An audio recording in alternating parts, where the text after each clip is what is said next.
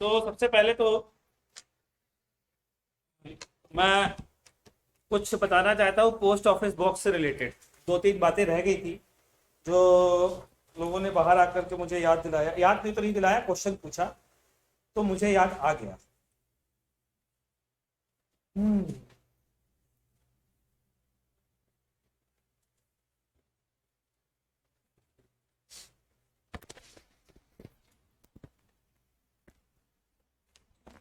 हाँ जी। तो इसमें डायग्राम अपना निकालिए और यहां पर एक इनफाइनाइट रेजिस्टेंस का स्विच और होता है, ये जान लीजिए। क्यों होता है आज इसका रीजन बताने जा रहा हूं कि आखिरकार ये इनफाइनाइट वाला स्विच क्यों होता है। कोई बता सकता है क्यों होता है? देखना जरा क्यों होता है, ध्यान से सुनना।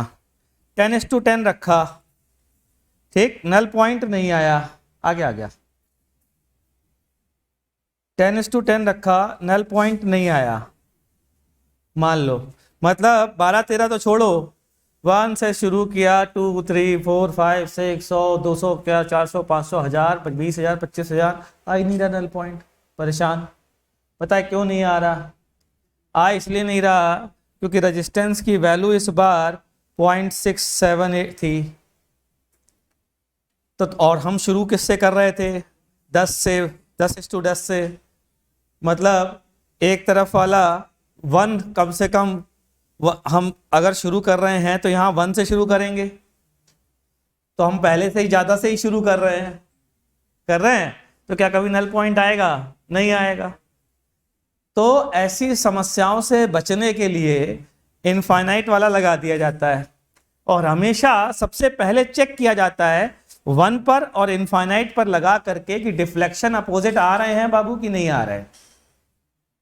अगर डिफ्लेक्शन अपोजिट आ रहे हैं तो गारंटी है कि अननोन रेजिस्टेंस 1 और इन्फिनिटी के बीच में होगा। भाई 1 पर डिफ्लेक्शन एक साइड, इन्फिनिटी पर डिफ्लेक्शन दूसरी साइड, तो गारंटी है ना कि 1 और इन्फिनिटी के बीच में होगा, 1 से बड़ा होगा। और अगर मान लीजिए सेम साइड आ गया तो हमें रेशियो आर्म जो है वो उल्टी सेट करनी पड़ती है। मतलब 100:10। सर मतलब अरे 0.67 है ना भाई, और ये 1 से छोटा होता ही नहीं है, तो हमें क्या रेशियो रखा 100:10। तो किससे काम चल जाएगा बोलो? 6.7। यहां पर क्या आएगा? 6 और 7 के बीच में आएगा। अरे बोलो ना। तो हम यहां गैस करेंगे किसके किसके बीच में? 0.6 और 0.7 के बीच में। नहीं समझ में आया? फिर हम रेशियो क्या कर देंगे? 1000:10। अरे कुछ पल्ले पड़ रहा है? 1000:10 करने के बाद हाँ फिर 67 से 68 के बीच में डिफ्लेक्शन आएगा। समझ में आया? तो हम कहेंगे हाँ भैया ऐसा है कि 67.67 से 0.68 के बीच में होना चाहिए। एवरेज लेकर के आंसर बता देंगे। कुछ पल्ले पड़ रहा है क्या कह रहा हूं? बिल्कुल क्लियर हो गई बात? तो ये है इनफाइनाइट का यूज, और ये है कि अगर 1 से छोटा होगा तो कैसे टैकल करेंगे इस बात। ठीक, लिख लीजिए इसको, है करने से को नहीं कुछ चलेगा। मुंडी हिला दिया, हाँ सर सब आता है।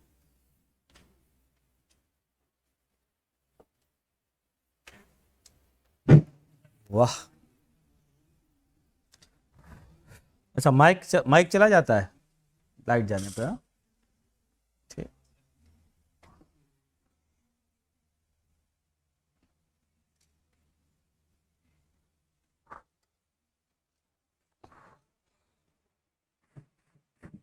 आ गया।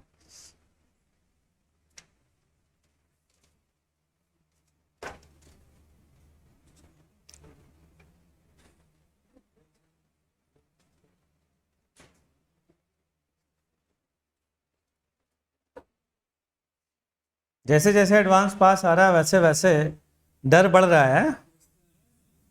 डर नहीं बढ़ रहा। नहीं, संख्या भी घट रही है। जैसे जैसे एडवांस पास आ रहा है वैसे वैसे संख्या घट रही है। लोगों का जोश लग रहा है ठंडा हो रहा है, ऐसा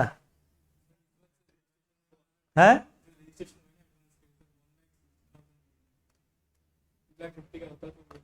वो मतलब लोगों ने रजिस्ट्रेशन ही नहीं कराए। हाँ हाँ किया था, उसके बाद भी रजिस्ट्रेशन नहीं हुआ। क्या हुआ था? अरे बाप रे बाप, ऐसा भी हुआ है? क्या हुआ है? हाँ, अरे बाप रे बाप।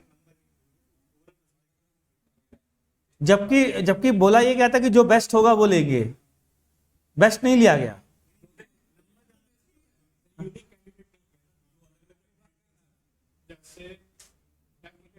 हाँ हाँ ठीक है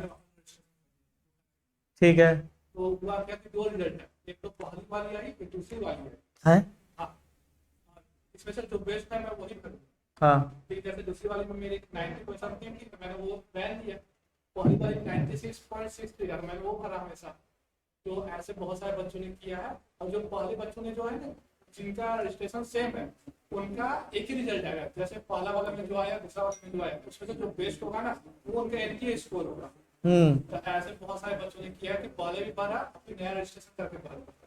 अच्छा, तो उससे गड़बड़ हो गया वहां।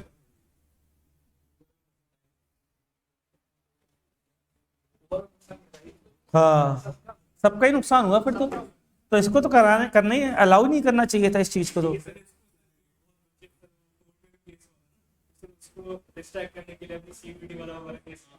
हाँ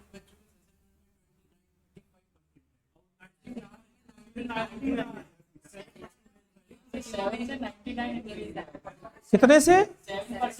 7% से? ये कैसे हो सकता है? कैसे? नीचे से है पैसा? अरे बाप रे बाप। बहुत सारे आगे आगे करते लोगे कि देख भी लो, मतलब है हमने ऐसा किया है। वाले वाला तो बात बच्चे ने अपने मन से की तब तक 43 और दूसरे में 98।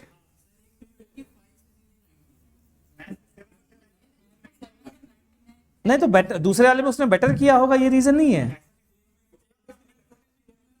कुछ ज्यादा ही हो गया ना, यानी कि मेरे ख्याल से नकल वकल भी हुई है इसका मतलब।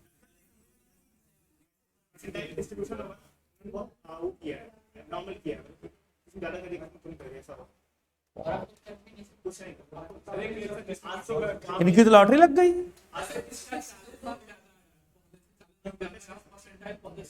है तेरा भी यही है? ज्यादा किसी बढ़े नहीं, किसी की है?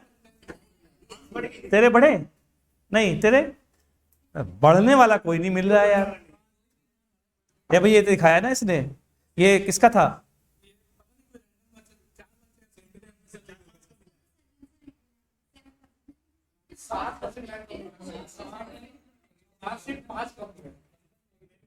उसके पास टाइम मशीन थी क्या? 1 महीने के टाइम को 2 साल के टाइम में कन्वर्ट कर दिया है।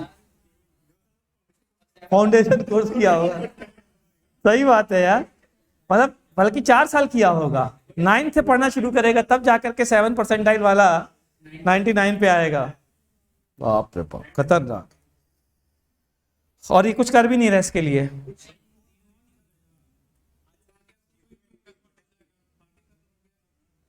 अच्छा, ये कंफर्म हो गया सीयूटी में कन्वर्ट होने वाला?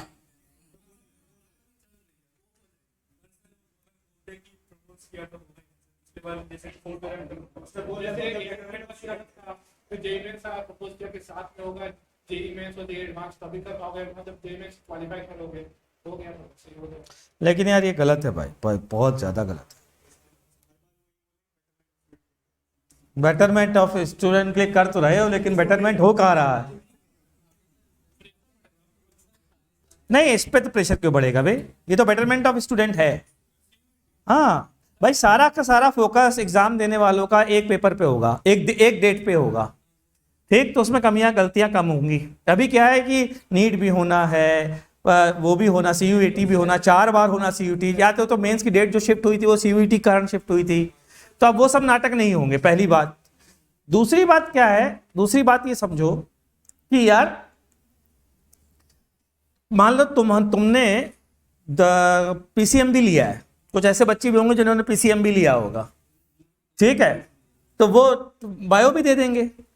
अब उनका रिजल्ट जिसमें बेटर पड़ जाएगा उसमें सिलेक्शन ले लेंगे, एक चीज। दूसरी चीज, IIT वालों के लिए तो फायदा ही फायदा है। कारण क्या है कि अगर एक पेपर होता है तो नीट वालों को तो तुम बैंड ही बजा दोगे, फिजिक्स और केमिस्ट्री में तो खासकर, क्योंकि जो फिजिक्स का लेवल तुम्हारा है और जो फिजिक्स का लेवल उनका है, धरती आसमान का अंतर। अच्छा, तुम सबसे मेन बात है कि तुम्हें खराब फिजिक्स पढ़ाई नहीं जा सकती क्योंकि तुम्हें एडवांस देना है, तो तुम्हें फिजिक्स का लेवल वही रखना पड़ेगा, केमिस्ट्री का लेवल वही रखना पड़ेगा। उनका वो फाइनल एग्जाम होगा, उनका वो फाइनल एग्जाम होगा, तो उनके लिए तो वही सब कुछ है ना। तो मेरे हिसाब से तो कोई इसमें कोई दिक्कत थोड़ी ना, फायदा ही फायदा है, हैं? तो सीट भी तो बढ़ गई बे, सीट तो बढ़ी गई ना, नीट की सीट अलग बढ़ गई, हाँ, और उसकी अलग बढ़ गई, सीट भी तो बढ़ गई। हाँ, अरे यही मेंस की सीट नहीं बढ़ी बे, दोनों एग्जाम में से आए मान लो, ठीक है। अब इन दोनों एग्जाम में नंबर ऑफ स्टूडेंट बढ़े तो नीट की सीट भी तो उसी में आ गई, CUET की सीट भी तो उसी में आ गई, सब कुछ उसी में आ गया, ये भी तो सोच। हाँ, लेकिन ठीक है, क्या करना, मस्त रहो। देखो सबसे मेन बात जानते हो क्या है, एक चीज हमेशा याद रखो, जो होता अच्छे के लिए होता है, ये तो ये नहीं, ये तो सही बात कह रहा है, ये तो ये मानना, ये नहीं, ये होता चाहे ना होता, वो मानना यही चाहिए, इससे दिमाग में पॉजिटिविटी रहती है। लेकिन सबसे इंपॉर्टेंट बात ये है कि तुम्हारा कंपटीशन जिन बच्चों से पहले था उन्हीं बच्चों से अब है, तो जो परेशानी तुम उठा रहे हो वही परेशानी वो उठाएंगे, जो लाभ तुम उठा रहे हो वही लाभ वो उठाएंगे, तो रोना किस बात का भाई, ये बोर्ड तो है नहीं, ये तो कंपटीशन है, मेरे को दिक्कत तेरे को भी दिक्कत, मेरे को प्रॉब्लम तेरे को भी प्रॉब्लम, हम दोनों को बराबर अगर प्रॉब्लम है तो कंपटीशन तो दोनों के लिए अभी भी वही रहा ना, तो क्या दिक्कत है, दो मस्ती से, है ना। क्वेश्चन नंबर 1 2 3 4 5 6 7 8 वोल्टेज रेंज और करंट रेंज, वोल्टेज रेंज और करंट रेंज का मतलब यह है कि मैक्सिमम करंट ज्यादा पास हो सकती है उससे, जो टोटल ओवरऑल डिवाइस बना है उससे ज्यादा करंट पास हो सकती है। जैसे मान लो इससे करंट कितनी पास हो सकती है, मान लीजिए इससे करंट हो सकती है IG, इससे भी हो सकती है IG, तो इस पूरे डिवाइस से 2 IG नहीं पास हो सकती है, तो इसका मतलब मैक्सिमम डिफ्लेक्शन करंट इसकी बढ़ गई, रेंज बढ़ गई, इसकी रेंज हो गई 0 से 2 IG और इसकी रेंज 0 से IG, लेकिन वोल्ट मीटर में इसकी रेंज क्या हो जाएगी, ज्यादा हो जाएगी, क्योंकि इसकी रेंज बहुत कम होगी उसके मुकाबले, जब दोनों को जोड़ दोगे तो रेंज बढ़ जाएगी, तो वोल्ट मीटर में सीरीज में रखोगे तो बढ़ जाएगी और अमीटर में पैरेलल में रखोगे तो बढ़ जाएगी। क्लियर है जी। क्वेश्चन नंबर 9 का फर्स्ट ऑप्शन,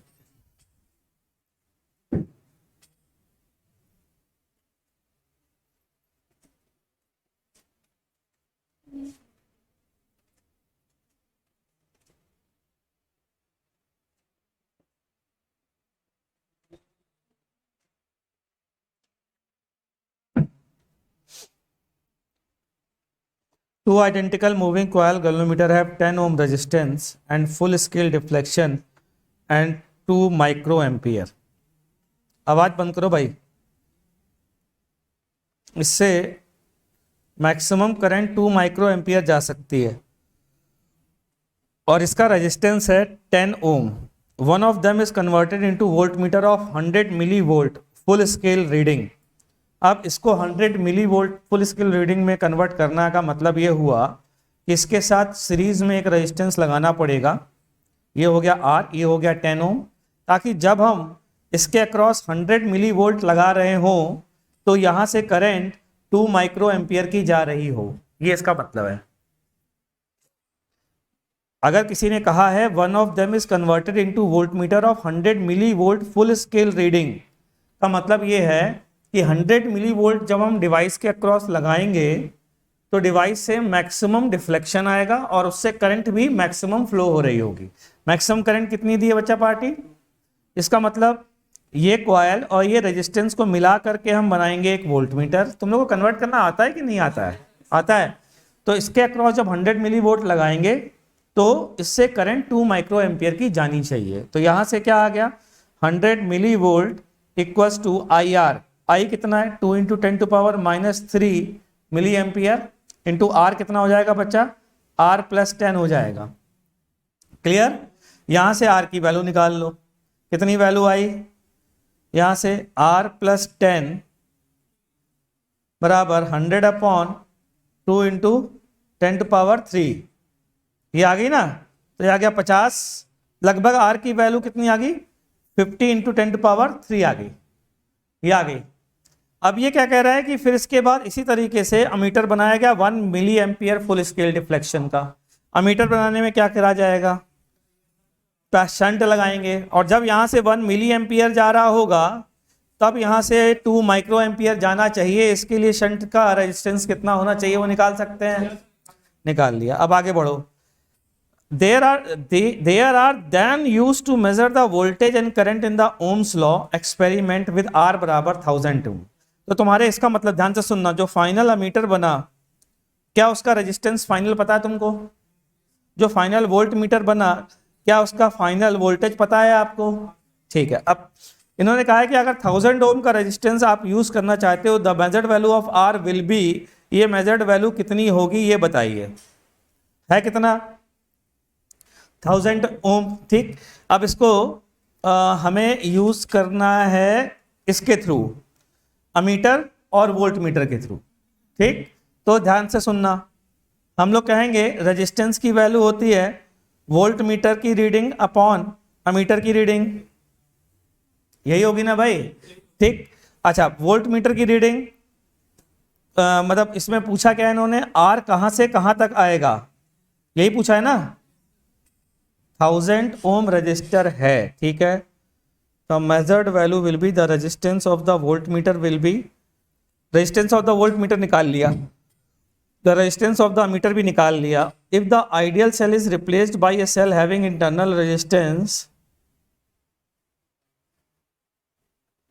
यार ये सेल के बारे में तो कहीं लिखा नहीं है पीछे। नहीं, मतलब जो ए ऑप्शन आ रहा है वो किस रीडिंग को लेके आ रहा है ये नहीं बताया इन्होंने।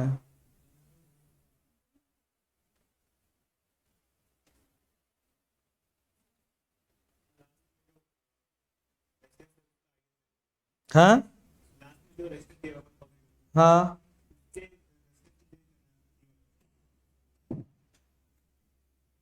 नहीं वो तो डी वाला तो समझ में आ गया, लेकिन ए वाला जो निकाला गया है वो किस सेंस से निकालेंगे ये समझना होगा ना हमको। मेरे ख्याल से आइडियल बैटरी मान के निकालना होगा, है ना? तो निकाल लेते हैं, कोई बात नहीं। हमने ये बैटरी लगाई, ये अमीटर लगाया, ये रेजिस्टेंस है कितना है 1000 ओम, और ये लगा दिया वोल्ट मीटर। ठीक। ये किया, ये मान लेते हैं V0 है। ठीक। तो इसका अब रेजिस्टेंस हम निकाल सकते हैं कि कैसे निकाल सकते हैं कि इसमें से वोल्ट मीटर की रीडिंग निकालें और अमीटर की रीडिंग निकालें। तो वोल्ट मीटर की रीडिंग कैसे आएगी? यहाँ पर जोड़ दें RV और यहाँ पर जोड़ दें RA। ठीक। अब वोल्ट मीटर, अब रीडिंग निकाल लें। तो रीडिंग कितनी आएगी? रीडिंग आएगी V0 को हम इसके अक्रॉस वोल्टेज RV की रीडिंग और फिर इसकी रीडिंग। तो RV की रीडिंग क्या होगी बच्चा पार्टी? RV की रीडिंग होगी इसमें और इसमें सीरीज में V0 डिवाइड हो जाएगा। तो V0 RV into 1000 upon RV plus 1000। सही है। ये किसकी रीडिंग आएगी? ये रेजिस्टेंस है किसका? Upon RA plus RV 1000 upon RV plus 1000, ये आएगा। ये किसकी रीडिंग है? वोल्ट मीटर की रीडिंग आ गई। अच्छा, अब इसकी रीडिंग निकालते हैं अमीटर की। अमीटर की रीडिंग होगी V naught upon R A plus R V 1000 upon R V plus 1000। तो ये कैंसिल हो गया सीधा, वी नॉट से वी नॉट कैंसिल हो गया, ये रेंज है, ये वैल्यू आई।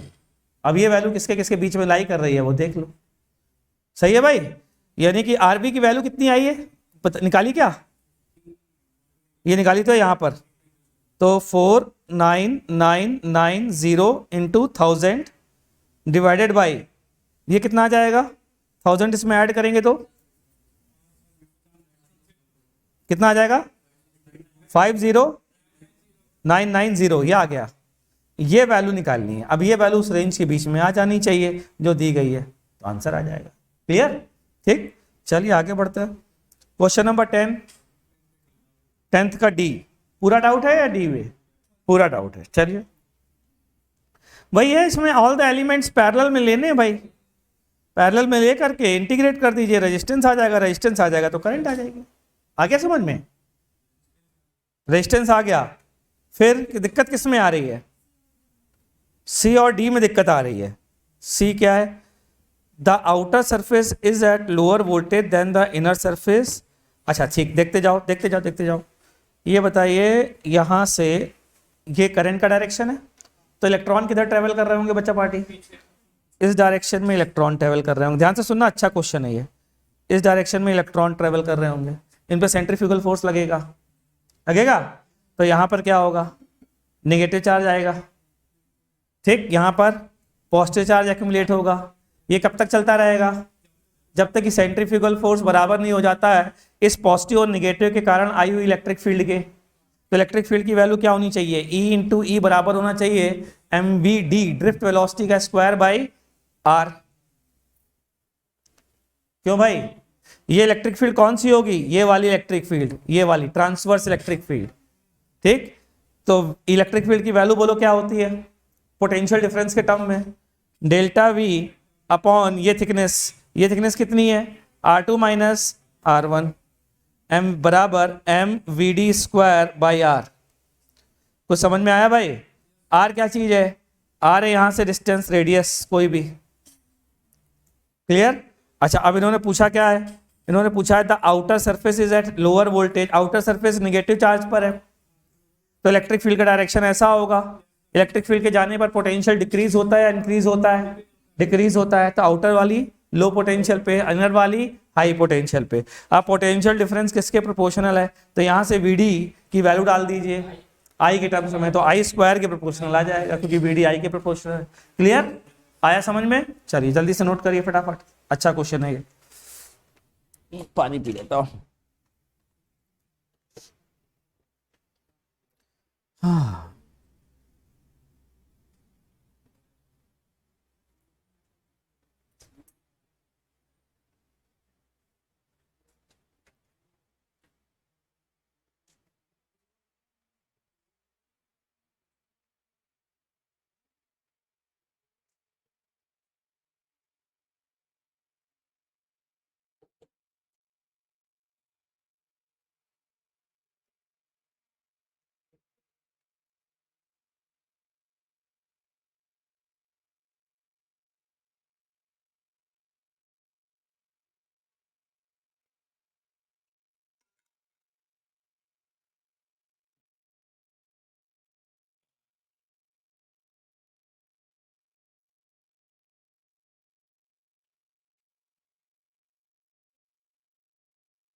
हो गया बच्चा, नोट कर लिया? चलिए क्वेश्चन नंबर 11, 12, 13, 14 एक्सप्लेन कर देता हूं बिल्कुल।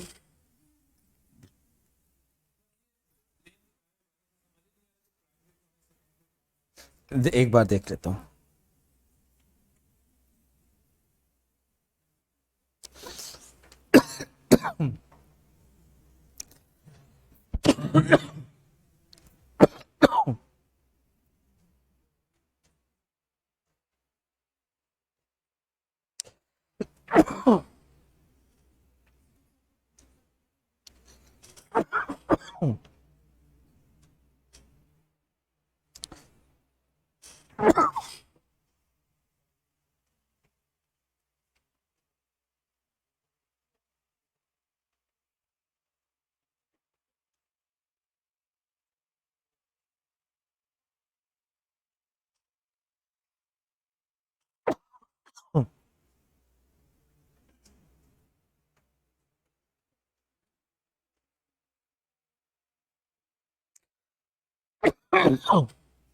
सॉरी।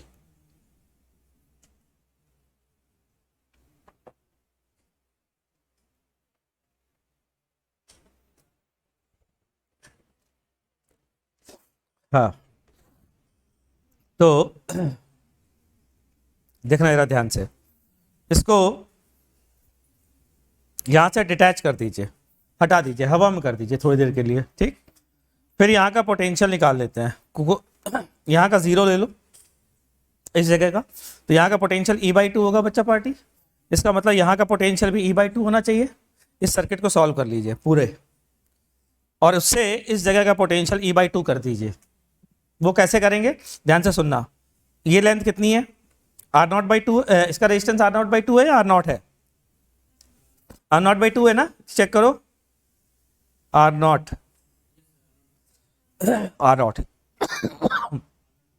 पूरा R0 ही है इसका रेजिस्टेंस, ठीक, सही है भाई, चेक कर लिया। अच्छा, अब ये सर्किट अलग से बनाओ बेटा, कंफ्यूजन से बचने के लिए। R0/2 अलग से सर्किट ऐसे बनाओ कि दो रेजिस्टेंस में डिवाइड कर लो। दो रेजिस्टेंस में कौन सा, 72 है, तो 72 बचा कितना, 28 अपॉन 100 ऑफ R0, कितना हुआ ये, 35 आ गया, 36 आ गया। तो ध्यान से सुनना, ये है 36 ओम, और बचा कितना, 14 ओम बचा। अच्छा, ये कितना है, 25 ओम। अरे बोलो ना, वोल्टेज E कितना है, E के बारे में कुछ दिया है क्या, नहीं दिया, कोई बात नहीं, ये E है, ठीक। चलिए प्रूफ, बस इतना आपको करना है कि प्रूफ करना है ये वो पोटेंशियल और ये पोटेंशियल E/2 होंगे। सॉरी, अगर ये 0 है तो ये E/2 होगा, अगर ये 0 है तो ये E/2 होगा, ये प्रूफ करना। बताओ कैसे प्रूफ करें, अरे नलायको, हाँ, जितना वोल्टेज जितना रेजिस्टेंस इसका होगा, इन तीनों का मिल करके होगा, उतना अकेले ये होगा। भाई ऐसा कह रहा है ना, ये E है, और यहां का पोटेंशियल कितना होना चाहिए, यहां का पोटेंशियल, एक मिनट रुको, ये 0 है ना, ये 0 है तो ये E/2 नहीं होगा, सॉरी गड़बड़ हुआ मामला। ये कोई बात नहीं, कोई बात नहीं, कोई बात नहीं, अपन ऐसा कर देते हैं। अगर यहां का 0 है, अगर यहां का 0 है, अगर यहां का 0 है, ठीक, तो यहां का E/2 है, ठीक। तो क्या करें, कुछ नहीं करें, यहां से यहां तक एक करंट निकाल लें, और या फिर रेशियो में डिवाइड भी कर सकते हैं हम लोग कि टोटल पोटेंशियल, अगर ध्यान से देखो, E जो है वो किस रेशियो में डिवाइड होगा, R/2, ये कितना आया था, ये वाला 25 तरह, हाँ ये 25, ये 14, ये 36, ये कितना है पोटेंशियल, E/2। तो यहां से यहां तक E/2 पोटेंशियल डिफरेंस हुआ कि नहीं हुआ, तो बस करंट निकाल लो और लिख दो। इक्वेशन लिखना शुरू कर रहा हूं, 0 से शुरू कर रहा हूं, ध्यान से देखना, 0 से शुरू किया, 0 minus IR plus E minus 36 plus 14 plus 25, I बराबर 0। क्या भाई सही इक्वेशन है। दूसरी इक्वेशन, सिर्फ यहां से यहां तक चलो बस, मतलब minus IR plus E minus 36I बराबर E/2। अरे कुछ समझ में आया, तो यहां से 30, ये वाली वैल्यू तो पता ही है हमको, तो I की वैल्यू नहीं पता चल जाएगी, I की वैल्यू वापस रख दीजिए, स्मॉल r की वैल्यू पता चल गई कि मतलब, अरे ये वैल्यू, ये वैल्यू, ये वैल्यू, ये वैल्यू ऊपर रख दो, तो कितना आ गया, E/2 आ गया। तो ये आया E/2 minus E/2 plus E/2 minus 14 plus 25 कितना होगा बच्चों, 39 चाय बिल्कुल दे जाओ यार, खांसी बहुत आ रही। 30 आई बराबर 0, सही है। आई की वैल्यू E अपॉन 39 इंटू 2, सही लिखा है। ये वैल्यू डाल दीजिए, आर की वैल्यू आ गई। अरे देखो ना, नहीं आया समझ में? हाँ, ओहो, आ रहा, अब आ गया समझ में? ठीक, देखिए भाई, अरे चाय इधर दे जा बे, इधर दे जा यार, तू भाग जाता है यार, कहाँ तेरे पीछे पीछे भागूंगा। अच्छा बेटा, एक और काम करना, उनसे बोल देना एसी चला दे। हाँ, एसी नहीं चल रहा, गर्मी बहुत हो रही। चाय तो नहीं पियोगे? नहीं नहीं, फिर भी बताओ। हाँ, अगर हाँ कह देते तो समझ लेना। चाय अच्छी नहीं लगती? केकेसी कहाँ है बे? क्या नाम है, फुल फॉर्म क्या केकेसी का? कोटा कट चाय, कड़क चाय, बढ़िया चाय होती है। कितने रुपए की है? 10 15 स्पेशल फूड वहाँ 10 की इलायची 15। बेटा तुम जो है हमें कोटा में दुकान खोलते ही नजर आ रहे हो हैं। ये हमारी सर और स्पेशल क्रैश कोर्स स्पेशल 20 रुपया है। हाँ हाँ, ये MB सर कड़क चाय 15। हाँ बताऊं इसको? अच्छा देखो, बढ़िया क्वेश्चन है ये भी, चकाचक एकदम। 15 बता देता हूं, देखते जाओ होगा क्या। अच्छा पहले पहले ये पढ़ो, तुम पढ़ोगे हाँ नहीं, और चाय चाय करोगे, फिर पढ़ो से जल्दी से। इसको कौन पढ़ता है ना, इसीलिए तो दिक्कत होती है। मैं तो पढ़ लूं यार।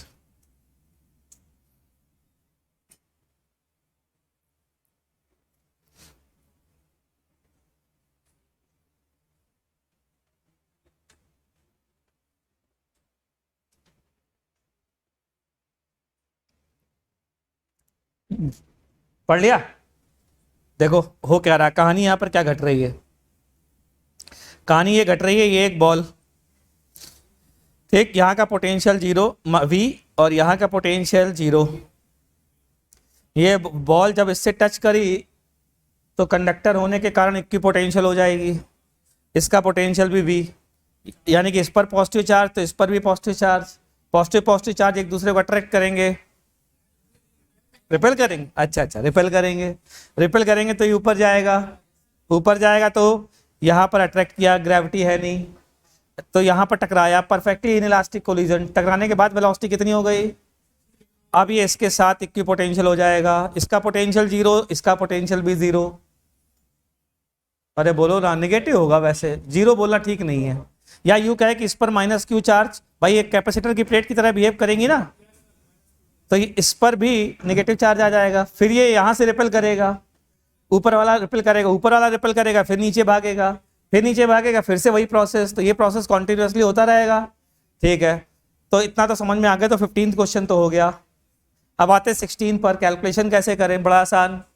यहाँ से यहाँ तक का टाइम पता है, एक चार्ज को यहाँ से यहाँ तक जाने का टाइम पता है, और अमाउंट ऑफ चार्ज पता है, चार्ज पता है, टाइम पता है, तो करंट नहीं आ जाएगी। आगे बात समझ में, खत्म। वही किया, देखो ये टाइम निकाला है, देखो बे, हाँ, फिर उसका चार्ज अपॉन टाइम कर दिया है। दिखाई नहीं दे रहा सर, आपने इतना गिचर पिचर कर दिया। ये लो हटा दिया, अब दिख रहा है। बढ़े आगे, बाय पार्ट बी।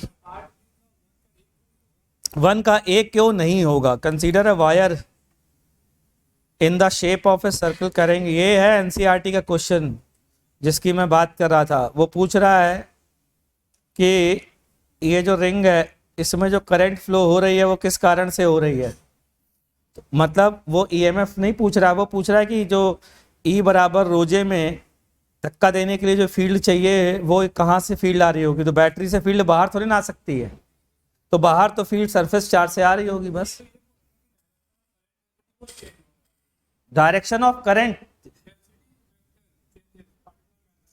ठीक है, तो पहले मान लीजिए ये क्लॉकवाइज करंट है, तो क्लॉकवाइज टाइम के साथ नहीं चेंज हो रहा है वे, स्पेस के साथ, सर्कल में घूमेगा तो स्पेस के साथ करंट डेंसिटी वेक्टर नहीं चेंज होगा, ये उसकी बात कर रहा है। ये देखो ये क्या कह रहा है, ये कह रहा है कि ऐसे ऐसे ऐसे ऐसे इसको चेंज होने को बोल रहा है। ठीक है, चाय तो नहीं पियोगे, मिलेगी नहीं लेकिन, है ना। हाँ, तो टू हो गया, थ्री, चलिए देखते हैं, स्टार लगा लीजिए 3 में, कोई भरोसा नहीं जे एडवांस में एज इट इज आ जाए, इतना बढ़िया क्वेश्चन है ये। Total momentum of electron in a straight wire of length 1000 metre, तो ये है एल लेंथ का वायर, ये है इसका क्रॉस सेक्शनल एरिया। ठीक, इसमें कितने नंबर ऑफ इलेक्ट्रॉन्स होंगे, एन ए एल, जहां एन है number of charge carriers per unit volume, N L होंगे कि नहीं होंगे। ठीक, एक का मोमेंटम होगा m इंटू वी डी, तो इन सबका मोमेंटम होगा इतना, होगा ना बे। हाँ, अब ये आ गया मोमेंटम, इसमें मल्टीप्लाई कर दो ई का ऊपर ई का नीचे, N E A V D, सुना सुना लग रहा है क्या, ये करंट है क्या, आई एम एल अपॉन ई। क्या आपको चार्ज इलेक्ट्रॉन का m बाई ई पता होता है, फिर पता होता है, वैल्यू डाल दीजिए, आंसर आ गया। ऐसे किया था, अरे शाबाश लड़के, छा गया तू तो। मेंस में क्या परसेंटाइल आया तेरा, 96, इतना कम कैसे बे, केमिस्ट्री नहीं आती तेरे को।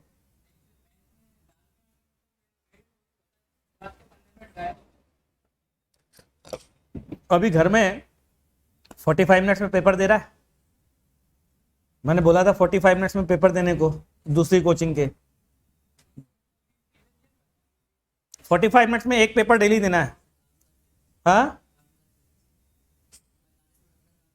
बहुत काम करेगा, तुम जिंदगी भर मुझे दुआ दोगे। 45 मिनट स्ट्रिक्टली फॉलो करो, है ना। इंटरनेट पे सर्च कर लो, तुम्हें फिटजी के पेपर मिल जाएंगे 2022 के आराम से। ठीक है, दे डालो डेली एक पेपर 45 मिनट्स। हाँ, डेली एक पेपर बस, कोई भी एक सब्जेक्ट का, कोई भी एक सब्जेक्ट का एक पेपर, 45 मिनट एक सब्जेक्ट बस। 5 6 7 8, तुमने अभी तक वीडियो देखा नहीं मेरा क्या, जो मैंने स्ट्रेटजी वाला वीडियो बनाया है। हाँ, वो देख लो, उसमें बहुत काम की चीजें हैं।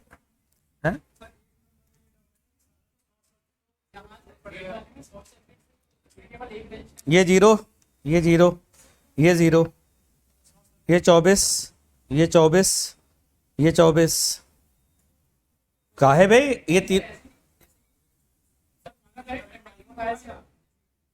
एक एक करके, एक एक करके।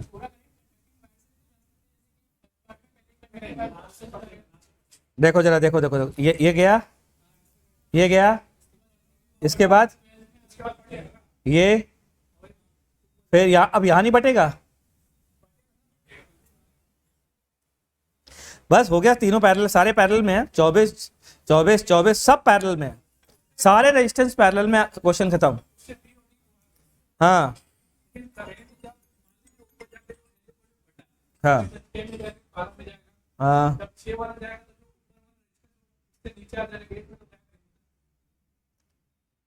इसमें अरे रुक रुक रुक, बैठ बैठ बैठ बैठ बैठ, पर सारी करंट निकाल लो, देखते जाओ। 8 तिक 24, तेरी ऐसी तैसी करूँ सुअर, ये 24, ये 0, पोटेंशियल डिफरेंस बोल, अरे पोटेंशियल डिफरेंस बोल।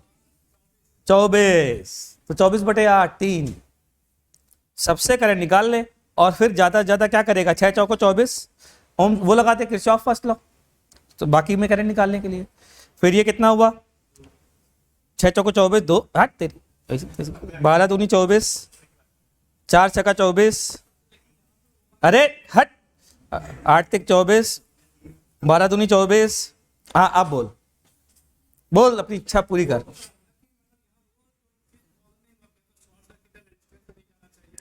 यही तो गलत फहमी होती तुम लोगों की। शॉर्ट सर्किट होने से रेजिस्टेंस से नहीं जाना चाहिए, यही तो गलत पढ़ा है। शॉर्ट सर्किट का मतलब है दोनों पॉइंट का पोटेंशियल सेम होना चाहिए। जैसे मैं तुम्हें बताता हूं, मैंने इसको शॉर्ट सर्किट कर दिया, यहां से करंट जाएगा कि नहीं जाएगा? बिल्कुल जाएगा। अरे यहां और यहां का पोटेंशियल सेम होने का मतलब ये थोड़ी ना कि करंट नहीं जाएगा। बैटरी लगी बिल्कुल जाएगा। समझ में आई बात? तो शॉर्ट सर्किट का मतलब करंट ना जाना नहीं होता, लिख लीजिए इस बात को, पोटेंशियल सेम होना होता है।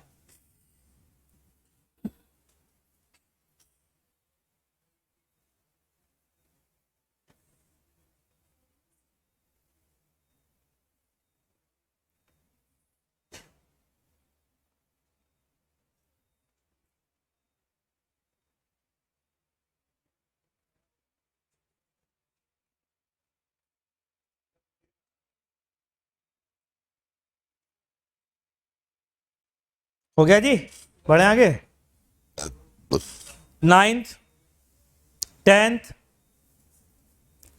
11 12 12th 12th The point A and B are connected to the terminal of a cell of electromotive heat. ठीक साहब, तो ये है, देखो बिटिया ध्यान से,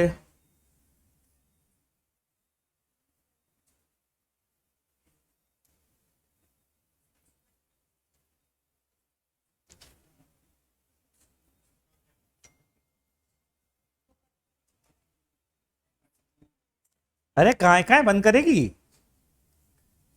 V0, ठीक, इसको V कर दिया, इसको 0 कर दिया। अब देखती जा ध्यान से, अगर ये X तो ये भी X, ठीक। इसको ले लेते हैं Y, शुरू करते हैं। V से कितने निकले? 3, ठीक, दो तो V से X ही निकले बेटा, तो V से एक तो हो गया 0 वाला, इसकी थी कहानी खत्म। ये वाला A और B वाला, इसकी कहानी तो खत्म हो गई, ठीक है। अब बचा दूसरा वाला, दूसरा वाला बोल कितना हो जाएगा? R/2 हो जाएगा, R/2। R/2 के बाद कहाँ खत्म हुआ? ये X पर, ठीक। अब X से देख, X से 2 0 निकले, तो 2 0 निकाल दे, कितने पे? R/2, पैरेलल में दोनों।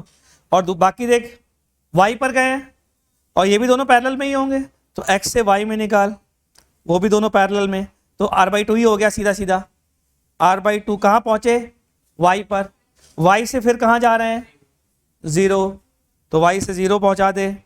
ये ले R, क्या अब इसका रजिस्टर निकाल लेगी? हो गया, खत्म।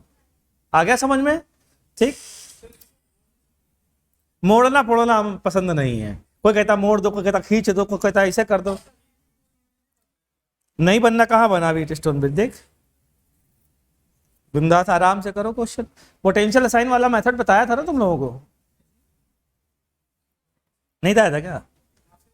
अच्छा नहीं, अभी तो, अच्छा अभी तो ये करंट इलेक्ट्रिसिटी नहीं बताया, ठीक ठीक ठीक, कोई बात नहीं। 13, पुनीत सर ऐसे नहीं बताते हैं पोटेंशियल असाइन करने वाला मेथड। और 14 नहीं बताएंगे तो उनको फिर बताएंगे हम।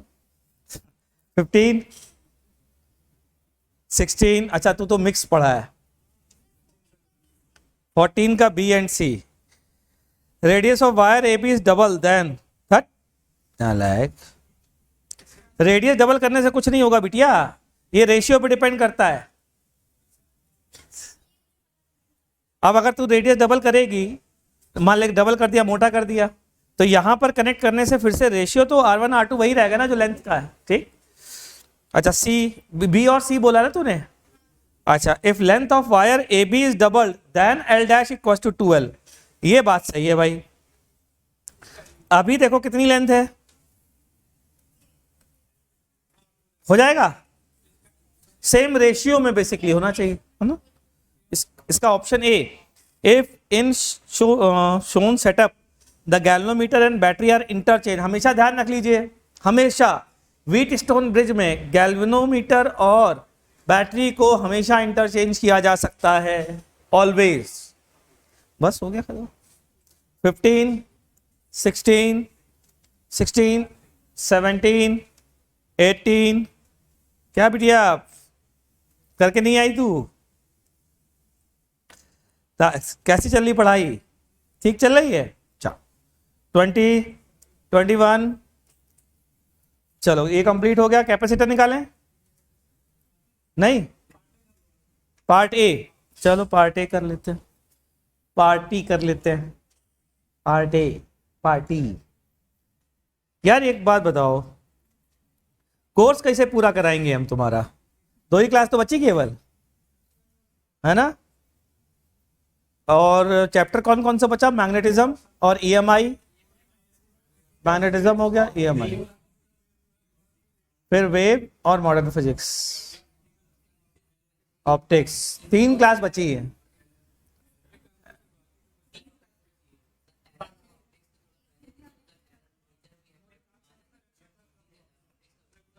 चलो ठीक।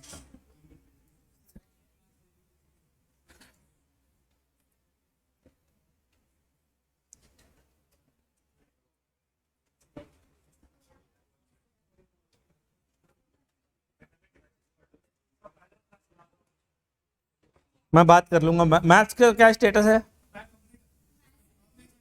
अब चाहिए नहीं? अच्छा, मैथ्स की क्लास कल कितने बजे है?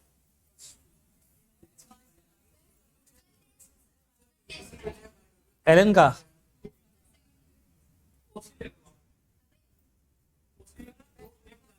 मारते, गोली मारते बेटा, गोली मारते, है ना? गुस्सा तो तू इतना दिखा रही है। निकाल के सीधा क्या बोल रहा बे? हाँ हाँ हाँ भाई, क्वेश्चन नंबर 1, 2, 3, 4। पहले से पोटेंशियल, हाँ। कंडक्टर है ना बेटा, कंडक्टर है तो पोटेंशियल डिफरेंस तो कन्फर्म सेम होगा। कंडक्टिंग प्लेट्स है ना, तो गारंटी है ना पोटेंशियल डिफरेंस ऊपर और पोटेंशियल डिफरेंस नीचे तो सेम ही होगा, और डिस्टेंस भी सेम है तो E1 E2 सेम होना ही पड़ेगा। बैटरी लगी हो चाहे ना लगी हो। फिफ्थ हो गया। बहुत अच्छा क्वेश्चन है फिफ्थ। 6 का ए part, the key S1 is kept closed, ठीक है, for a long time such that the capacitors are fully charged. Now key S2 is closed. At this time, the instantaneous current across 30 ohm resistor will be. चलिए भाई,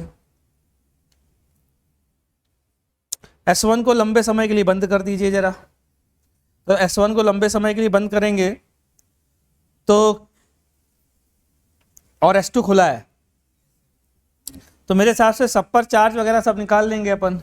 तो 5 volt की battery है, और किसी ने निकाला क्या, कितना आ रहा है चार्ज पूरे सर्किट में? और उसके बाद ये वाला पोटेंशियल और ये वाला पोटेंशियल निकाल लो, ठीक। फिर जब ये स्विच बंद करने जा रहे हो तो स्विच के अक्रॉस पोटेंशियल डिफरेंस निकाल सकते हो। भाई इसने पूछा क्या? करंट पूछी है ना, करंट पूछी है ना भाई। तो स्विच के अक्रॉस, इधर ध्यान से देखो, याद करिए, स्विच तुरंत बंद करने के तुरंत बाद, स्विच बंद करने के तुरंत बाद क्या कैपेसिटर को शॉर्ट सर्किट कर सकते हैं? याद आया कुछ? तो यहां और यहां का पोटेंशियल डिफरेंस निकाल लो दोनों टर्मिनल के अक्रॉस। क्यों भाई? डिवाइडेड बाय रेजिस्टेंस इस ब्रांच का, खत्म। क्लियर? आ गया समझ में? चलिए, क्वेश्चन नंबर 7, 8, 9, 9th बता दो। चलिए मैं देखता।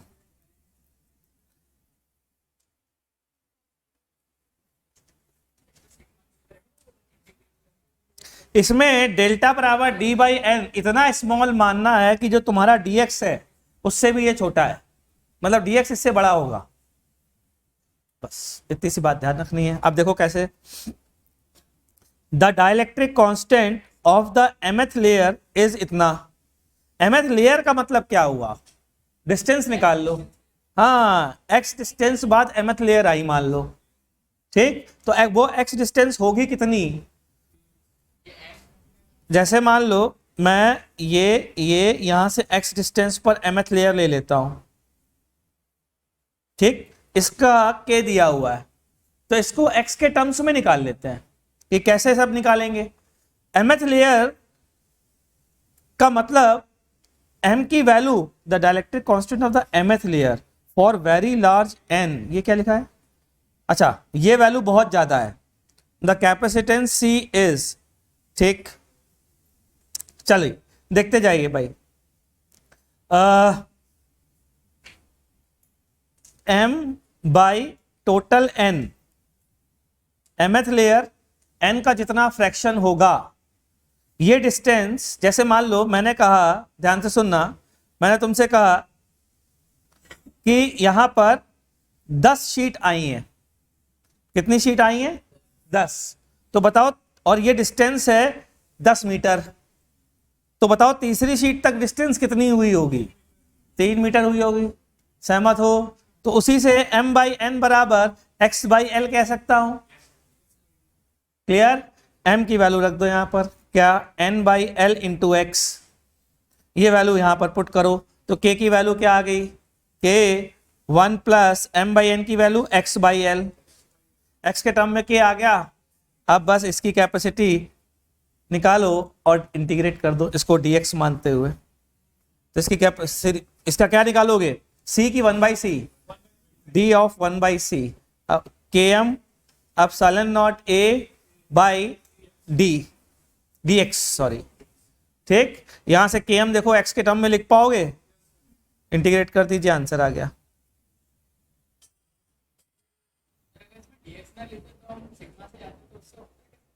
वो सीरीज वाला वो लगाना पड़ेगा, जो तुम्हें इंटीग्रेशन में सीरीज को इंटीग्रेशन में कन्वर्ट करना सिखाया गया है, वैसे इसको कन्वर्ट करना पड़ेगा, ठीक। तो उसमें सीरीज को इंटीग्रेशन में कन्वर्ट करो, बहुत छोटा मानते हुए D. 10th 11th in process 2 total energy dissipated across the resistance ED is,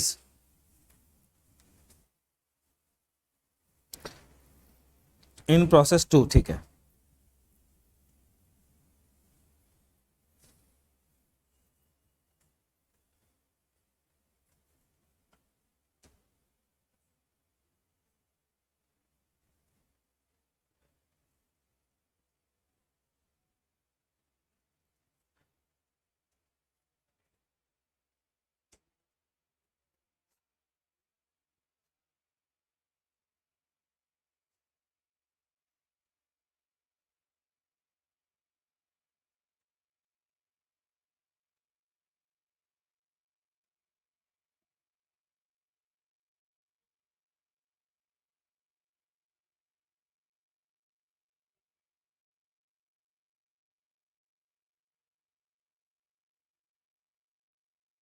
ठीक, देखते जाओ। सबसे पहले प्रोसेस 2 में, in a different process the voltage is first set to V not by 3 and maintain for a charging time t greater than much greater than RC। तो सबसे पहले इस प्रोसेस के लिए निकालो कि V नॉट बाई 3 पर अगर तुम ले जाते हो तो स्टडी स्टेट आने तक कितना हीट लॉस होगा। यही हीट लॉस ही पूछा है, क्या पूछा है? हीट लॉस पूछा है ना। हाँ, तो बस आप एक काम कर लीजिए, देखते जाइए कि जिस समय आप ये जोड़ने वाले थे और ये V नॉट बाई 3 था, तो पोटेंशियल डिफरेंस कितना हो गया? इन दो स्विच के across potential difference V not by 3 हो गया। अरे हुआ ना, ठीक। तो आंसर कितना हो गया? क्या बताया था? Half into C into V not by 3 का होल स्क्वायर। क्लियर? ये हो गया पहला हीट लॉस H1। चलो H2 बोलो। H2 में कहां तक तुम ऑलरेडी कर चुके हो चार्ज? यहां पर V नॉट बाई 3 तक चार्ज कर चुके हो, तो ये plus minus V not by 3 पहुंच चुका है। और अब तुम कितने पे ले जा रहे हो इसको? 2V not by 3। अरे बोलो ना। तो अगर ये 2V नॉट बाई 3 और ये V नॉट बाई 3 है, तो स्विच के अक्रॉस पोटेंशियल डिफरेंस फिर से बोलो। अभी भी V नॉट बाई 3 है, तो फिर से हीट लॉस H2 बोलो, half C V not by 3 का होल स्क्वायर। अगली बार ये हो गया 2V नॉट बाई 3 और ये हो गया V नॉट। अरे बोलो ना। फिर से यही आएगा, तीनों को जोड़ दो, कितना आया? 3/2 सी वी नॉट स्क्वायर, पहली बार कितना आया था बाई 9, तो ये कितना हो गया 1/3 of half C V naught square, यही हुआ। तो आंसर क्या हुआ, नहीं आ रहा है क्या, चमका कि नहीं।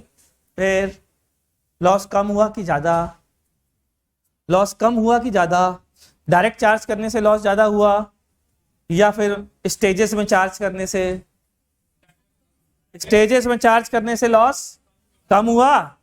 चलो बताओ इनफाइनाइट स्टेज में कन्वर्ट कर दूं, लॉस जीरो, यानी कि क्वासी स्टैटिक प्रोसेस से अगर किसी कैपेसिटर को चार्ज किया जाएगा तो लॉस जीरो होगा। एससीवी का क्वेश्चन प्रूफ पूछा था एससीवी ने कि प्रूफ करो हीट लॉस जीरो होगा। ठीक हो गया प्रूफ, सही है भाई।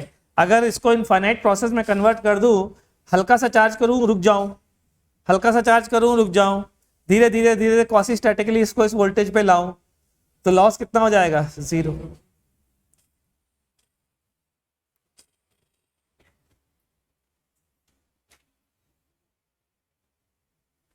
ठीक, ये कैसे पूछा गया था बताता हूं। एससीवी ने कैसे पूछा था, एससीवी ने इसको जोड़ दिया यहां पर और फिर डाइलेक्ट्रिक को इनफाइनाइटली स्पीड से अंदर इंसर्ट करना शुरू किया और हीट लॉस पूछा। आया समझ में? ठीक, और बोला पूछा कि प्रूफ करो कि हीट लॉस जीरो होगा। ठीक, क्वेश्चन नंबर, ओहो इतना ज्यादा बड़ा मेथड। अब देख लीजिए थेवेनिन थ्योरम का कमाल। 12 13 खत्म। अरे अब पार्ट बी भी कर ही लेते हैं यार, करके नहीं आए तुमने? नहीं हाँ बोल। क्वेश्चन नंबर 3 पार्ट बी का, ओके ओके।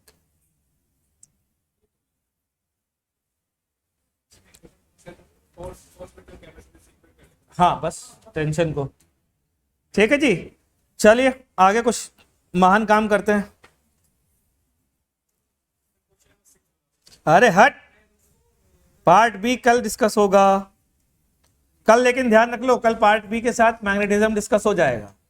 पहले बता दे रहा हूं पूरा, कल का मतलब परसों, परसों परसों मैग्नेटिज्म, सैटरडे को ईएमआई, ठीक है। और उसके बाद हमें optics, wave, modern physics and error.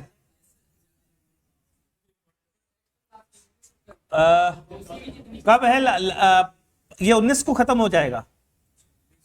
ये अभी कब, ये वीक कब खत्म हो रहा है? 21 को खत्म हो रहा है। हाँ तो 28 तक पढ़ाएंगे तुमको, क्या दिक्कत है। 28 में साथ चलेंगे पढ़ाते हुए, चलो। हाँ हाँ फ्लो बना रहेगा और क्या, वरना क्या करोगे एक हफ्ते बैठ करके। हाँ चलते रहो, और जहां मौका लगेगा वहां किसी सर की क्लास ले लेंगे, है ना। अभी कल का क्या सीन है, कल तो तुम लोग तैयार नहीं हो, कल कह रहे हो एग्जाम है, कल पेपर है। ये कह रही ना कुछ पता नहीं, ए बहाना बना रही तू। एलएन में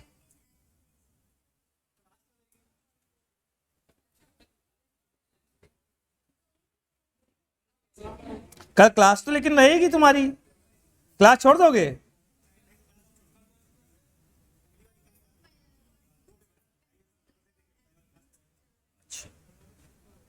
पहला वाला क्लास हो जाएगा।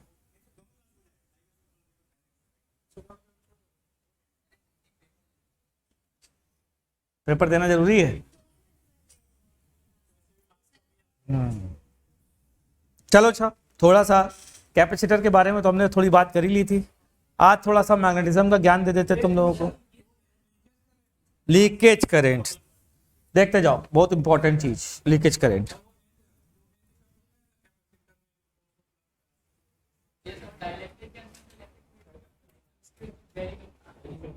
वो क्या होता, वो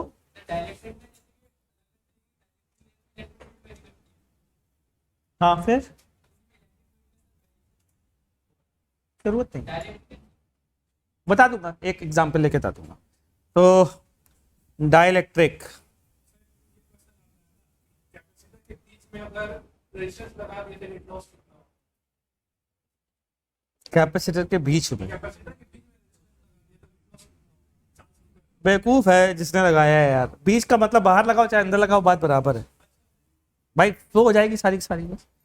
अच्छा रुको, एक सबसे पहले पहला क्वेश्चन देखो, शायद जो बच्चा कह रहा है मैं जितना समझ पाया हूं इसका डर निकालने के लिए।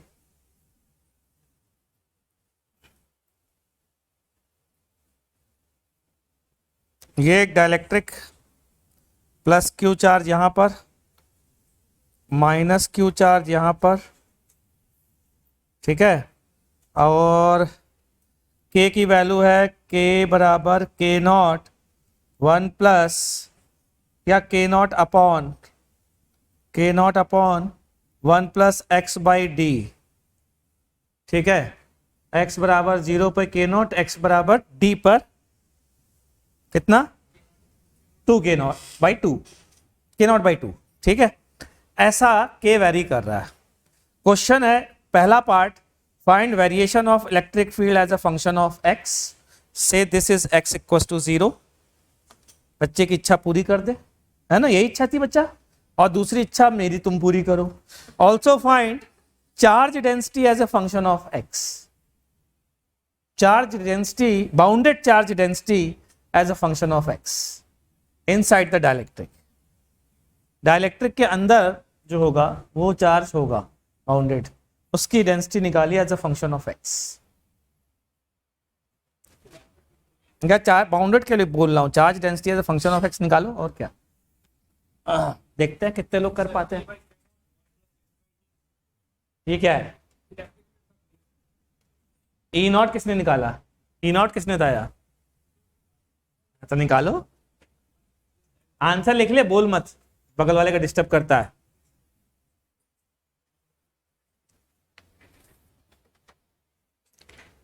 अरे चाय आए तो नहीं पीनी किसी को, नहीं नहीं बताओ, पीनी हो तो बेचक बता देना।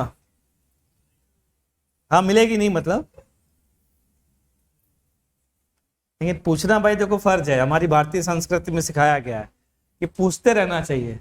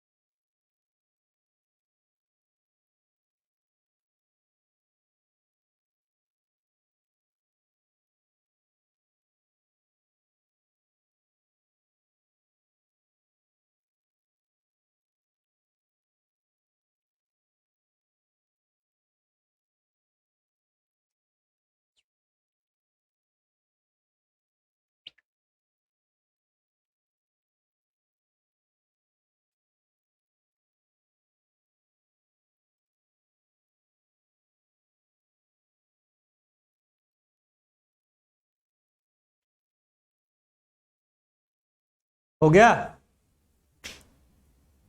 Charge density as a function of time, कितना खतरनाक क्वेश्चन है, इसे कैसे होगा।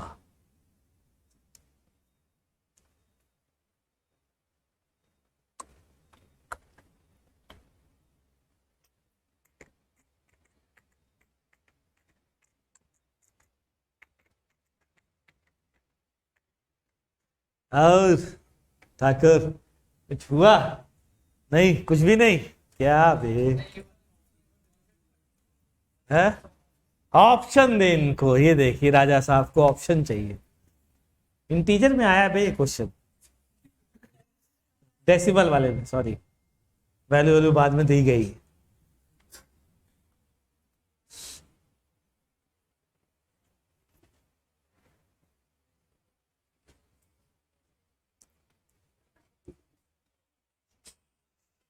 चलो देखते हैं, ध्यान दीजिए जरा। यहां से सबसे पहले एक्सटर्नल फील्ड कितनी होगी, मतलब डाइलेक्ट्रिक को अगर हम हटा दें तो फील्ड क्या होगी? Q by A epsilon not. ठीक, तो अगर कहीं पर डाइलेक्ट्रिक कांस्टेंट K है तो वहां पर field E not by K होती है। तो फील्ड की वैल्यू आ गई जैसा कि बच्चे ने बताया था। तेरा नाम क्या तेरा? मृत्युंजय। अरे वाह, क्या बात है, बढ़िया नाम है यार, मृत्युंजय जाप। हाँ, तो E नॉट बाई K, तो ये फील्ड आ गई बच्चा party Q upon A epsilon not by K का मतलब K नॉट से डिवाइड किया into 1 plus x by D. ये लो जी खत्म। पहला पार्ट क्लियर। दूसरा पार्ट देखिए जरा, ध्यान से देखिएगा, बहुत बहुत इंपॉर्टेंट है। x और x प्लस डी एक्स पर एक टिफिन बॉक्स ले लीजिए। x प्लस डी एक्स पर ले लिया। अच्छा, यहां पर फील्ड है E एट x और यहां पर फील्ड है E at x plus D X. ठीक, अच्छा, तो फ्लक्स कितना बाहर निकल रहा है ये वाली सरफेस से? ये वाली सरफेस से कितना फ्लक्स बाहर निकलेगा? E at x plus D x into area. बोलो ना बे। अच्छा, ये वाली सरफेस से कितना फ्लक्स एंटर करेगा? E into E X at into A. ये एंटर करेगा तो नेट फ्लक्स बोलो कितना आ गया बच्चा पार्टी?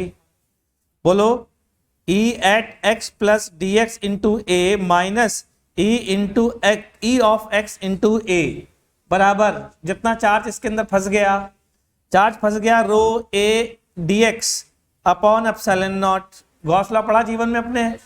बहुत बढ़िया। ये क्या चीज बन गई देखना जरा ध्यान से। फर्स्ट प्रिंसिपल अपने जीवन में पढ़ा है डिफरेंशिएशन का? अरे पढ़ा है कि नहीं? तो ये क्या चीज है? अच्छा, याद दिलाता हूं, F x plus H minus F x upon H, H tending towards zero ना लायको।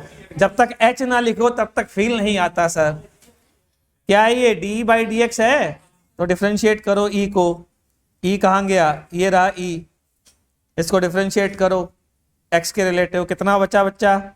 ये आया q upon k not a epsilon not d, यही आएगा। हाँ, ये बराबर हो गया rho upon epsilon not k. Epsilon not पटकनी दे दी, q upon k not a d. Uniform charge density रहेगी स्लैब के अंदर। क्लियर? नोट कर लीजिए। अब खुश हो गई तेरी इच्छा पूरी? चल ठीक, नोट कर लो भाई। क्या बिटिया कुछ समझ में आया? क्या नाम है तेरा? जया।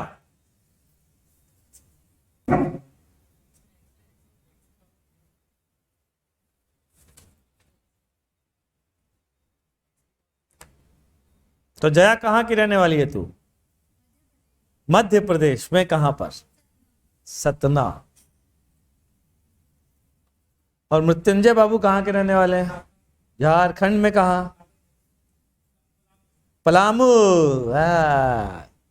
एक हमारा जूनियर है, जो था जूनियर, अब तो कहाँ नौकरी कर रहा है मुझे पता नहीं, तो उसका नाम प्रशांत था। तो प्रशांत याद नहीं रहता था, अकेला पलामू से वही आया था कॉलेज में, तो उसका नाम ही हमने पलामू रख दिया था। ए पलामू इधर आ। जो भी है प्रशांत नहीं, वो जो भी ऐसी जगहों से आते थे लोग जो यूनिक नाम होते थे, तो उनका नाम ही, उस जगह का नाम ही उस बंदे का नाम हो जाता था। एक पलामू ऐसा था और एक और जगह थी इसी तरीके की, बंदे का नाम उसी तरह का रख दिया था। झारखंड में ही था, कोई जगह थी, याद नहीं अभी तो। ठीक भाई, समझ में आ गया। अब क्वेश्चनवा हो जाएंगे आप लोगों से, हो जाएंगे यार। हाँ, लीकेज करंट देखिए जरा क्या है। लीकेज करंट बहुत लीक करती है ये, ध्यान दीजिए।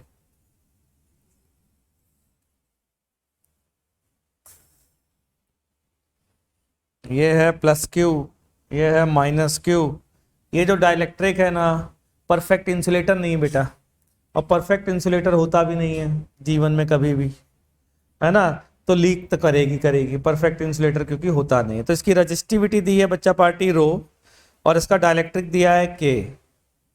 ठीक, तो जब करंट लीक करेगी तो हमसे पूछा क्या जाएगा, लीकेज करंट बताइए। हमसे पूछा जाएगा लीकेज करंट बताइए, और हमसे पूछा गया है, और क्या बता सकते हैं भाई लीकेज करंट के अलावा। बस लीकेज करंट बताइए, और क्या करेंगे ज़्यादा बता करके। तो ऐसे केस में अगर फंडामेंटली चलें हम लोग, तो पहले फंडामेंटली सीख लेते हैं, उसके बाद ट्रिक बता दूंगा तुम। ठीक, मैथमेटिकल ट्रिक कि क्या करना चाहिए जैसे फट से आंसर आ जाए। तो पहले तो फंडामेंटल सीखो। फंडामेंटल क्या है जी, पोटेंशियल डिफरेंस इसके अक्रॉस डेल्टा वी है अगर किसी भी इंस्टेंट पर, सही। तो ये potential difference delta V equals to I R वाले फॉर्मूले से, जहां आई है लीकेज करंट, आर की वैल्यू क्या होगी, रो, बोलो, रो एल, एल का मतलब लेंथ, इसको डी ले लेते हैं, अपॉन ए, यही होगा। यहां तक क्लियर, ठीक है, यहां तक कोई डाउट नहीं। अच्छा, ये उस इंस्टेंट पर डेल्टा वी है जिस इंस्टेंट पर चार्ज क्यू बचा। भाई चार्ज फ्लो करके क्या होगा, डिस्चार्ज होना शुरू हो जाएंगे। मान लेते हैं किसी इंस्टेंट पर क्यू बचा, तो बेटा इस इंस्टेंट पर ये बताओ कि डेल्टा वी कैसे निकालें। तो मैंने कहा Q equal to C delta V, गुरुजी फॉर्मूला लगा दो, हो जाएगा काम। क्यों भाई, है ना। तो क्यू इक्वल टू सी की वैल्यू बोलो, के, हाँ हाँ, epsilon not a by D. ये डेल्टा वी आ गया बच्चा पार्टी। डेल्टा वी की वैल्यू उठा के रखो, यहां पर क्या आ रही है, डी अपॉन के एप्सिलॉन नॉट ए क्यू बराबर रो डी अपॉन ए, और आई क्या है पता है, minus d q by d t. अरे ये कैसे पता चल गया, जिस रेट से चार्ज कम हो रहा होगा इस प्लेट पर, वही तो करंट होगी यहां पर। ठीक, यहां से डी डी ए कैंसिल, ठीक, mine D q by d T, D q by Q को इधर ले आओ माइनस साइन के साथ, और यहां क्या आ गया, रो इंटू एप्सिलॉन नॉट के डी टी। अरे आया कि नहीं आया, ठीक, इंटीग्रेट कर दो। क्या charge as a function of time आ जाएगा, क्या current as a function of time आ जाएगा। अरे तो गलती भी हो सकती है ना इंसान से यार, तुम लोग तो नालायक हो क्या बिल्कुल। अरे गलती हो जाती है ना यार, तुम लोग तो डांट लगाने लगते हो यार। 1 upon epsilon not, epsilon not के को एप्सिलॉन लिख देता हूं, एप्सिलॉन इंटू रो। ये अच्छा है बिटिया, ठीक। चलो अब ठीक, अब हो गया। तो Q बराबर कितना आया, Q बराबर कैपिटल Q ई की power minus T upon rho epsilon. Time constant देखो तो फिजिकल पैरामीटर पे डिपेंड ही नहीं कर रहा, ना डी पे डिपेंड कर रहा, ना ए पर डिपेंड कर रहा। चेक करो, ये तो हो गया बेसिक है। अब आते हैं ट्रिक वाले पार्ट पर, इसको नोट करो। ये पढ़ा तुम लोगों ने लीकेज करेंट, जल्दी नोट करो, फिर शकल क्या देख रहे हो बे। नहीं, चार्ज आने के बाद डिफरेंशिएट कर दे, आ जाएगी लीकेज करंट।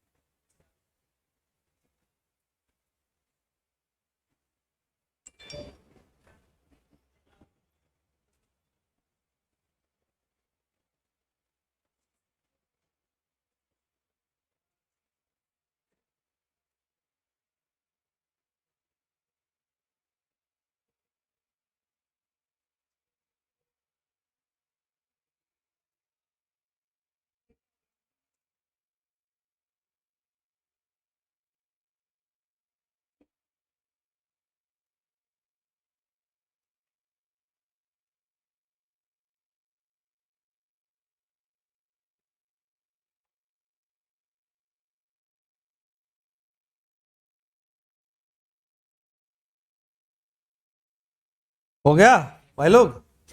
ठीक। अच्छा, अब बताते हैं आसान तरीका। आसान तरीका ये है कि जब भी आपको एक लीक करने वाला डाइलेक्ट्रिक मिले, कैपेसिटर मिले, उसको कन्वर्ट कर दीजिए parallel combination of ideal dielectric मतलब विदाउट लीकेज एंड रेजिस्टेंस के पैरेलल कॉम्बिनेशन से रिप्लेस कर दीजिए। हमेशा ध्यान रखिएगा पैरेलल, सीरीज नहीं बे, है ना? Parallel combination. रेजिस्टेंस किसका होगा? इसी स्लैब का। कितना? Rho D by A. Clear? क्यों किया सर ऐसा आपने?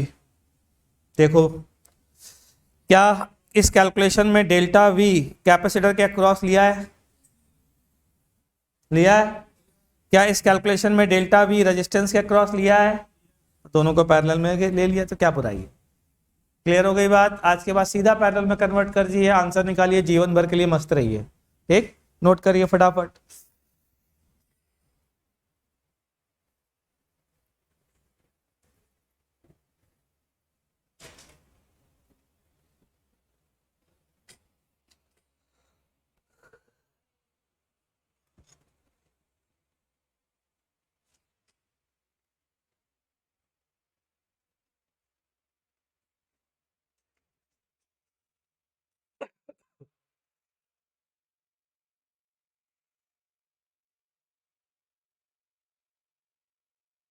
गाजी भैया जी, सही है? समझ में आ गया? बहुत बढ़िया, चलिए ठीक। अच्छा, एक चीज बताता हूँ, थोड़ा सा और एक कदम आगे बढ़े, झेल लोगे? चलो अच्छा, देखो एक और इंटरेस्टिंग चीज। एक्चुअल में ये सिर्फ पैरेलल प्लेट कैपेसिटर के लिए वैलिड नहीं है। ये दो कंडक्टर रखे हैं आर्बिट्ररी शेप के, ठीक है? इस पर क्यू, इस पे माइनस क्यू।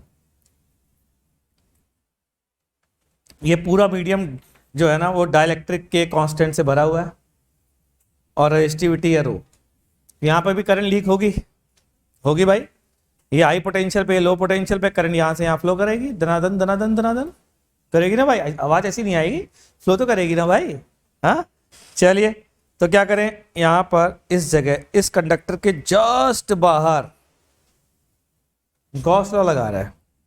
गॉस लॉ क्या लिखे? E डॉट डी ए क्लोज इंटीग्रल बराबर Q बाई एप्सिलॉन नॉट लिख सकते हैं।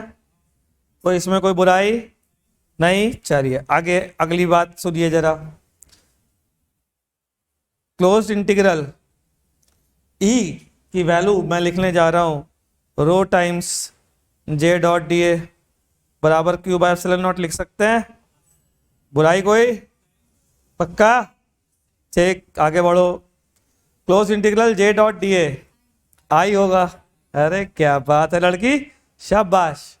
Minus d q by d t, अरे होगा। अच्छा, ये E में थोड़ा सा लोचा है। ये E जो मैंने लिखा हुआ है, ये वाला कौन सा E है? नेट इलेक्ट्रिक फील्ड है। अच्छा, तो यहां पर Q माइनस क्यू भी आना चाहिए था। अरे यहाँ बाउंडेड चार्ज भी तो होता है। नहीं पता? नहीं पता। यहां पर जब भी कोई डाइलेक्ट्रिक होता है तो उस डाइलेक्ट्रिक में यहाँ फील्ड कम क्यों हो जाती है?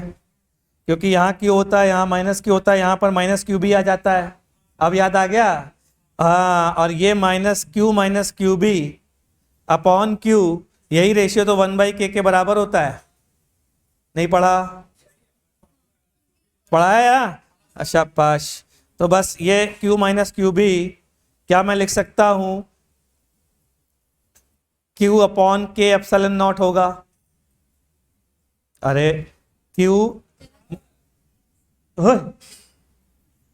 इसको पता चल गया क्लास का टाइम हो गया है?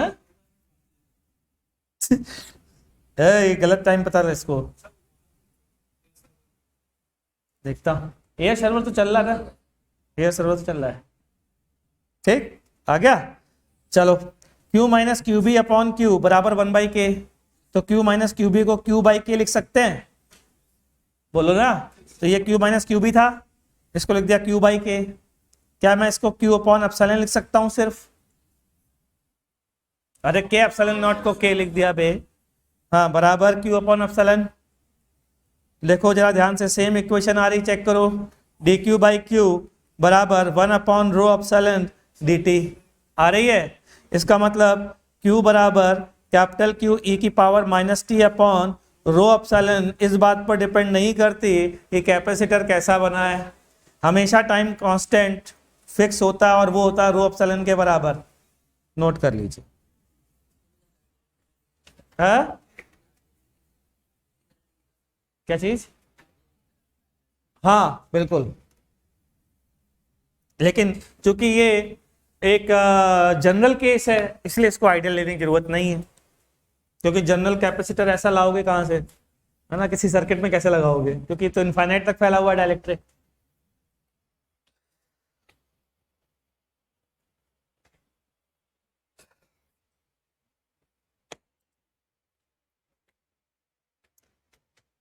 और बताओ, और लीकेज फीकेज करंट हो गई? हाँ, समझ में आ गया? चलिए साहब, तो नेक्स्ट क्लास में हम आपको पढ़ाएंगे मैग्नेटिक फील्ड में जो मैंने सोच के रखा है। मैग्नेटिक फील्ड कैलकुलेशन में तो कुछ पढ़ाने लायक है नहीं, ना एम्पियर्स लॉ ना बायो-सावर्ट लॉ। क्यों भाई, आता है? नहीं आता? सच? फॉर्मूले सारे याद है कि नहीं याद? अच्छा ठीक है, तो उसमें एक दो पॉइंट है इंटरेस्टिंग, वो बता दूंगा। फिर मेनली तो जो मुझे लगता है EMI में तो आता है, मैं हाँ सही कह रहा है, सीधा EMI में जंप कर जाए इसके बाद, तो क्योंकि EMI में तुम्हें दिक्कत ज़्यादा होती है। तो EMI में और EMI और AC है ना, इसी में त्राहिमाम मचता है। तो बस कल थोड़ा बहुत मैग्नेटिज्म करके EMI शुरू कर दूंगा। EMI में भी जो मेरा मानना है वो इंड्यूस्ड इलेक्ट्रिक फील्ड में तुम्हें ज़्यादा दिक्कत होती होगी, शायद नहीं, LCR सर्किट में होती है, LR सर्किट में तो नहीं होती होगी कुछ भी। म्यूचुअल इंडक्शन में थोड़ी बहुत होती होगी, म्यूचुअल इंडक्शन में, ट्रांसफॉर्मर में नहीं होती। करे नहीं है इसलिए पता नहीं ना, धीरे से सीट में डाले नहीं गए चुपके से। म्यूचुअल इंडक्शन में नहीं डाला गया, ट्रांसफॉर्मर में नहीं डाला गया। 2020 में IIT ने पूछ लिया म्यूचुअल इंडक्शन का क्वेश्चन, वो फॉर्मूला ही नहीं पढ़ाया जाता था, उसके बाद से लोगों ने पढ़ाना शुरू किया।